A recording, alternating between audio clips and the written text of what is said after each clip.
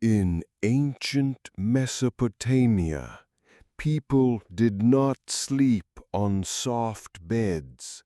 They rested their heads on stone.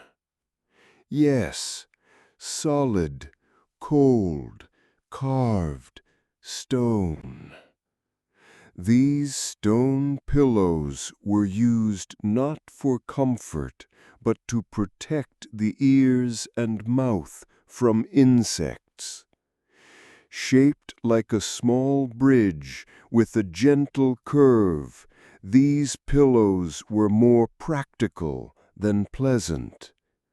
Thousands of years later, archaeologists still find them, untouched, undisturbed, eternally hard. Now we travel east, to ancient China.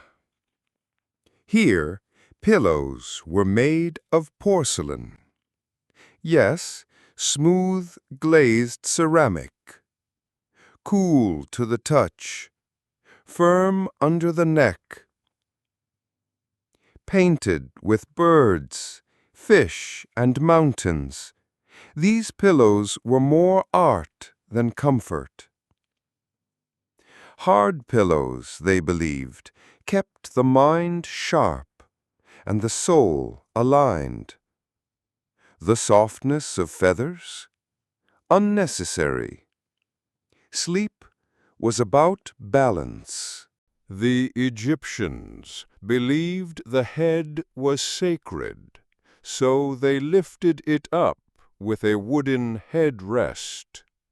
It wasn't soft, it wasn't curved, but it was elevated.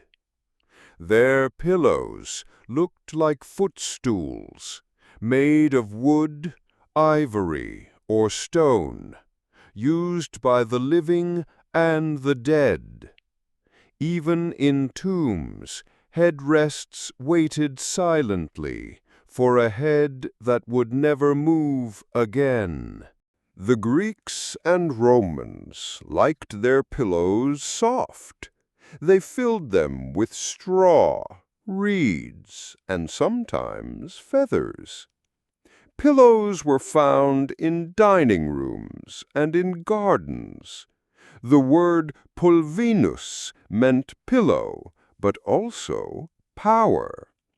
Even politics had pillows. In medieval Europe, pillows became controversial.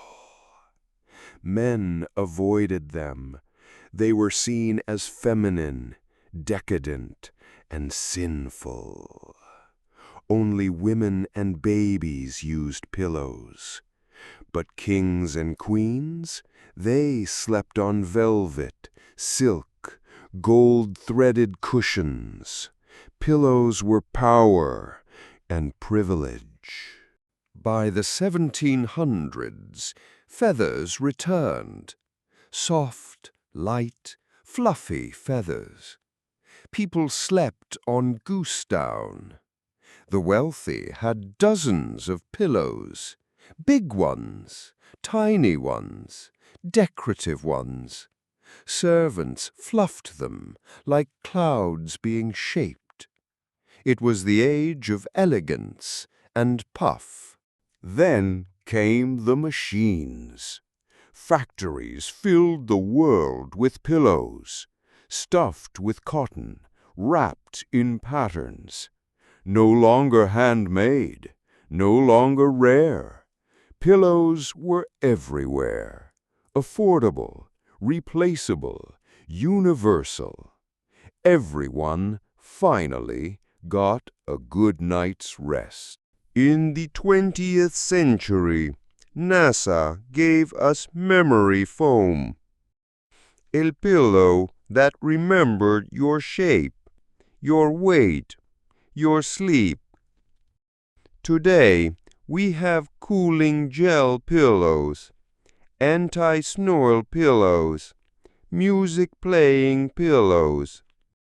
Pillows have become smart, but some still miss the stone. What is a pillow? Is it softness, support, a dream holder? Pillows do not speak. They do not move. They only wait. Night after night, they hold our thoughts, our worries, our peace. They are loyal. They are patient. They are boring. But in their boringness, they bring sleep. Tonight, you are about to learn about something so ordinary, so everyday, so undeniably boring that your eyelids may grow heavy before the first century is over. We begin with the history of the sock. Yes, the sock. That soft, stretchy tube of cloth you probably haven't thought twice about. But tonight we think slowly, carefully, completely. Long before the word sock ever existed, people wrapped their feet. Why? Because the ground was not carpeted. Early humans living in caves or huts walked across jagged stones, icy mud, burning sand. So what did they do? They wrapped their feet in animal hide, softened by chewing, tied by sinew. Not stylish, not matching, but functional. We have no cave paintings of socks, only guesses, only footprints with no toes. And that is the start. Now we travel to ancient Egypt. Not the pyramid-building Egypt, but the later, more relaxed Egypt. Archaeologists discovered the oldest surviving socks in a child's tomb, knitted from wool, dyed red and orange. And most interestingly, they had split toes, because these socks were designed for sandals. Imagine it, walking through the sand with your toes perfectly separated by a striped wool sock. These socks were not soft, not stretchy, but they were socks. And they still exist, folded carefully behind museum glass, doing nothing.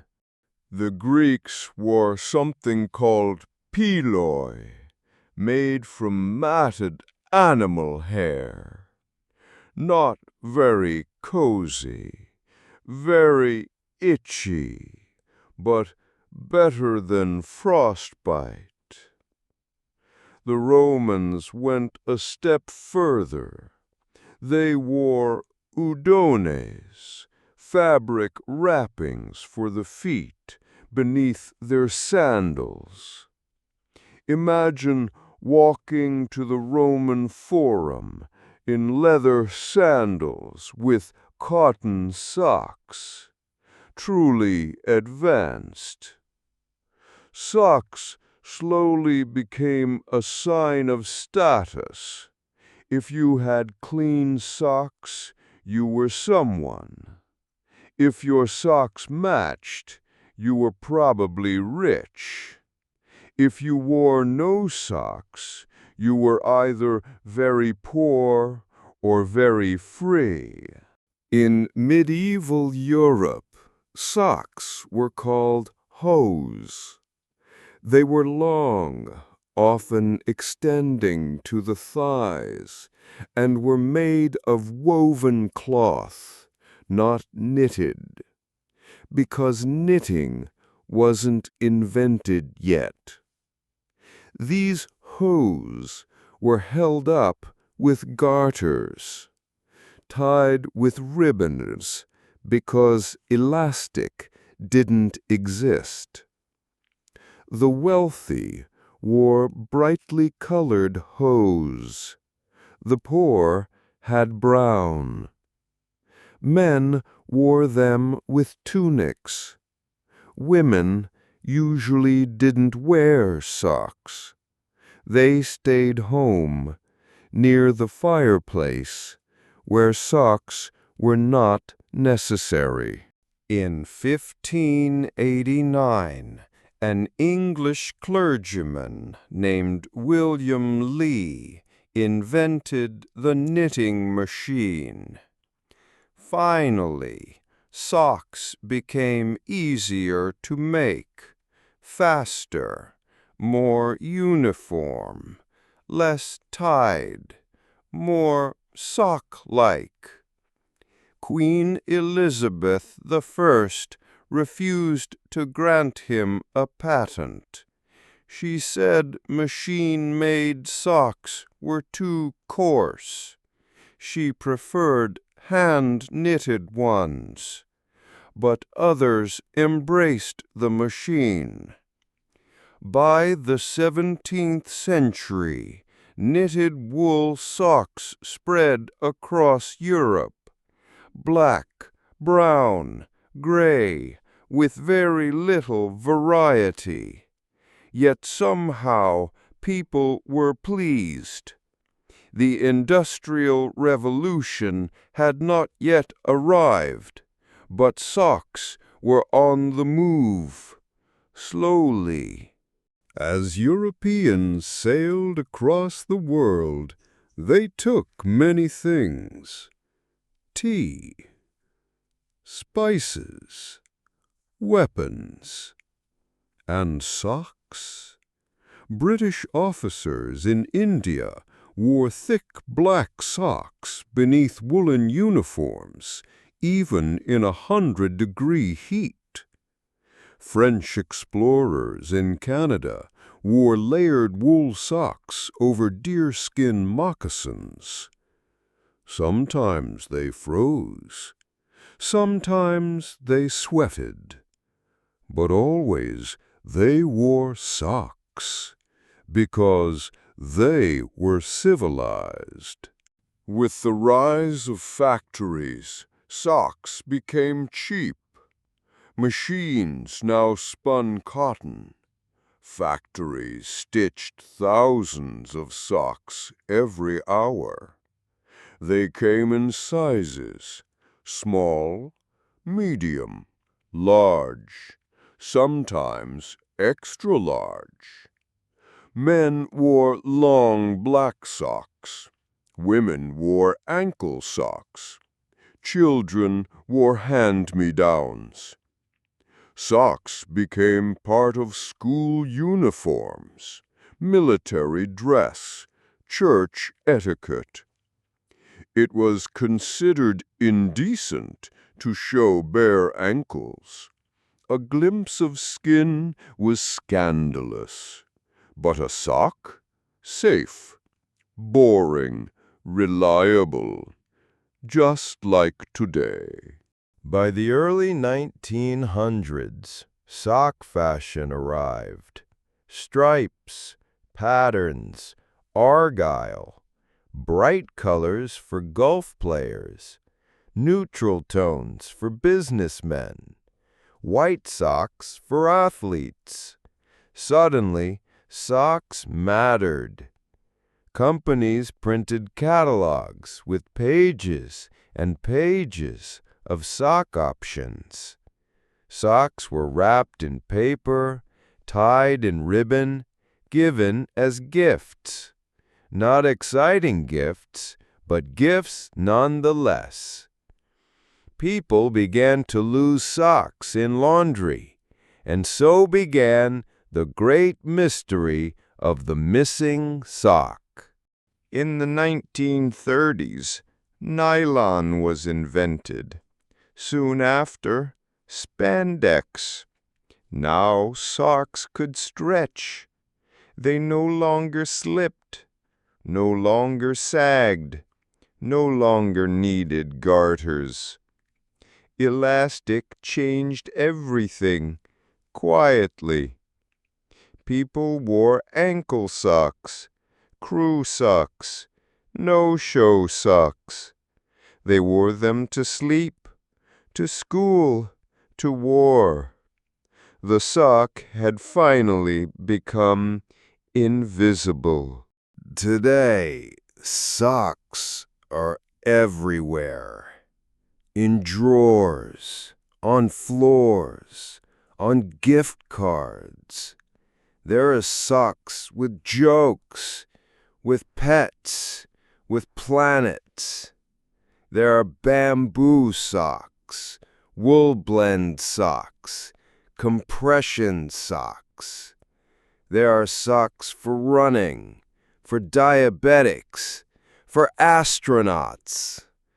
There are even smart socks with sensors and apps. But mostly, they just keep your feet warm. And yet, we don't thank them. What is a sock? A sheath, a shell, a friend. It does not shine. It does not speak. It wears out quietly. It disappears mysteriously. It gives and gives until its heel is gone, its elastic is loose, its color is faded, and then we throw it away without goodbye. But tonight we remember the sock, its history, its stillness, its utter boringness.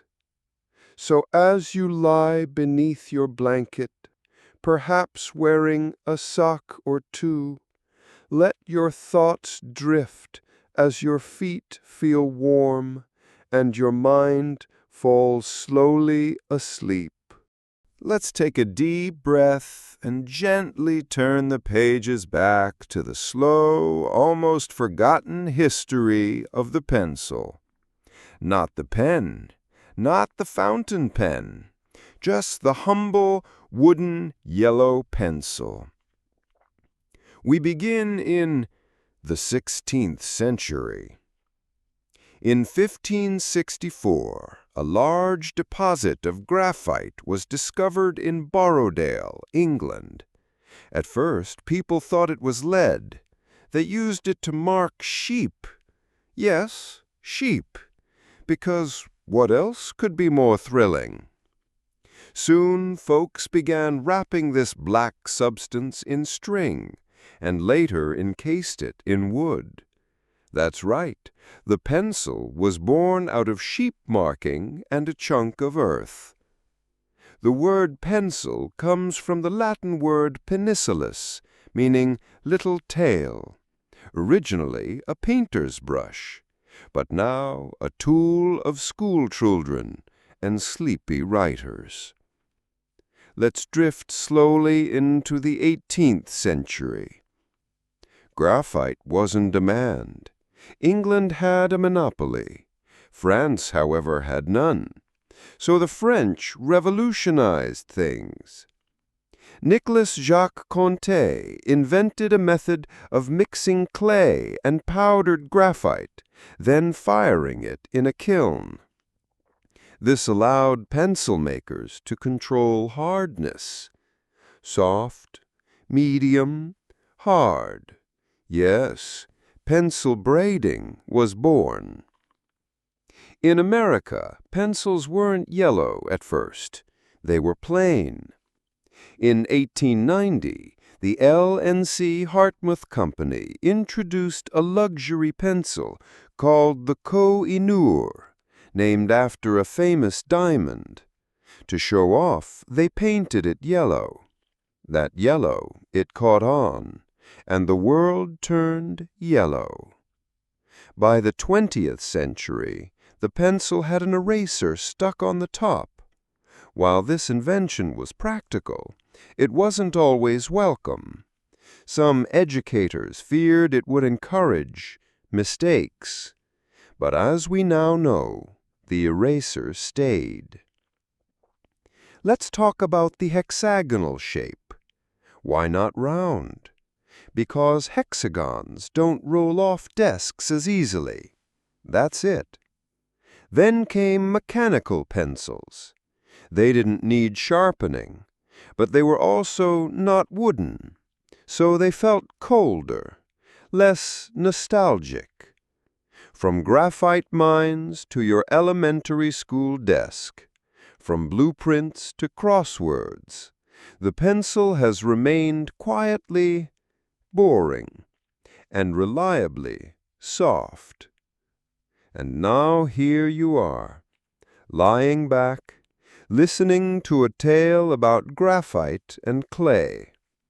And maybe you're a little sleepier now. Because the pencil, dear listener, might be dull, but it has a point. Tonight, let's dig into a tale of 3 prongs, or 4, or sometimes 2. Yes, we're talking about the fork. The spoon was first, the knife also earlier, but the fork? That came slowly, and people didn't like it at first. Our story begins in ancient Greece. 2-pronged forks were used not for eating, but for serving, because sticking food into your mouth with metal was considered rude. Fast forward to the Byzantine Empire, the 11th century. A princess from Byzantium, Theodora, married into Venetian nobility. She brought with her a small golden fork. She used it to eat. The Venetians were horrified. The church called it excessive. Some even said it was sinful. God had given us hands, after all. But time, like soup, slowly simmers, and forks began spreading, albeit reluctantly. In 16th century Italy, among upper classes, forks gained popularity, mostly because pasta is hard to eat with fingers. The nobility embraced it, the poor, not yet. In France, King Henry III adopted the fork. It was dainty, regal, precise. It didn't catch on widely, though, until the 17th century. England? Well, they were stubborn. Even Shakespeare didn't mention forks. Why would he? People were still using spoons and fingers. It wasn't until the 18th century that forks became common in English homes. In America, the fork arrived with European settlers, but it took time to become essential. Benjamin Franklin, for example, preferred the spoon. The fork's shape evolved too, from 2 prongs to 3, then 4. The 4th time helped with holding peas. Yes, this chapter of history was shaped by peas. Today we have salad forks, dinner forks, dessert forks, even fish forks. Some are tiny, some are wide, some are completely unused in your drawer. And yet, the fork remains, unchanged, quiet, overlooked, but always there. So, tonight, as you close your eyes, let's be thankful for the thing that holds your spaghetti and gently pokes your broccoli. Because history doesn't always need to be exciting. Sometimes it's just tines and time.